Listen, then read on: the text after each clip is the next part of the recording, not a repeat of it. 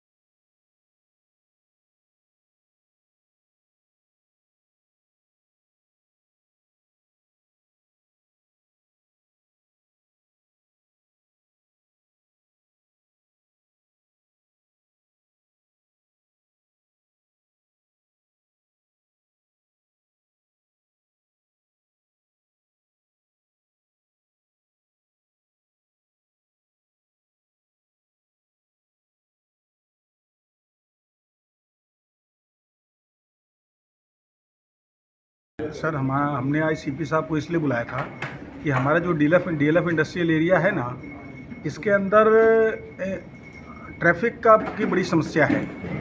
क्योंकि जो ट्रॉले वगैरह होते हैं ये गलत तरीके से पूरे एरिया में पार्क हो जाते हैं और जिसके कारण जाने आने का रास्ता बिल्कुल बंद हो जाता है।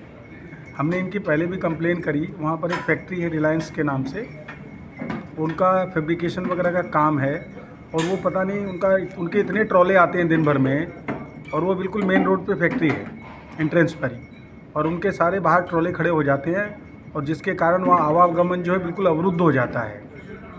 इसी तरह से अपने को पता है कि ये जो हम लोग ऑनलाइन परचेज करते हैं, एक कंपनी है, उसके कारण भी उसके बाइकर्स हैं, 100-150 बाइकर्स वहाँ बाहर खड़े बाइक पार्क कर देते हैं। इन कारणों से, यही सब कारणों से हमें सीपी साहब को आज याद करना पड़ा, क्योंकि डीएलएफ में एक तो इलीगल पार्किंग है, जितने ट्रक वाले हैं, जितने टेम्पो वाले हैं, जगह जगह टेम्पो खड़ा कर देते हैं, पूरा रास्ता जाम हो जाता है। दूसरा, इंक्रोचमेंट के कारण जो है आधी सड़क वैसे जाम रहती है। इस कारण पीछे हमने एमसीएफ कमिश्नर साहब से भी इंक्रोचमेंट के लिए बात करी थी और उन्होंने कुछ इंक्रोचमेंट रिमूव भी करवाई थी, लेकिन वो दोबारा फिर से बन जाती है। इनके एयरलाइंस वालों के खिलाफ़ भी हमने कई बार इनसे बातचीत कर ली, कई बार इनको समझा दिया कि भाई साहब आप पार्किंग करो, कम से कम आने जाने का रास्ता तो छोड़ो। तो सीपी साहब ने क्या आश्वासन दिया? नहीं, सीपी साहब ने बोला है, बोला भाई आपस में मिलजुल के अगर काम हो जाता तो ठीक है, नहीं तो फिर इनके खिलाफ़ कार्रवाई करेंगे। एक बार आप लोग मिल लीजिए, बात कर लीजिए, क्योंकि हम लोग 4-5 साल से इस चीज़ को जूझ रहे हैं। तभी हमने फिर सीपी साहब के सामने ये समस्या रखी। अब देखते हैं, सीपी साहब ने आश्वासन दिया है। अभी डीसीपी साहब भी आए हुए थे, जयवीर राठी जी, उनको भी बुला रखा था। हमारे जो टीआई हैं, ट्रैफिक इंस्पेक्टर हैं, उनको भी बुला रखा था और ये सारी बातें उनके सामने भी रखी है। और उन्होंने कहा है कि सीधे तौर पर आप 31 की चौकी में भी आप संपर्क करिए। कभी इस तरह की कोई समस्या आती है लोकल लेवल पे तो मैं एसएचओ को बता दूंगा और आप लोग संपर्क करके और अपनी जो भी आपकी समस्या है उसका समाधान होगा। ठीक।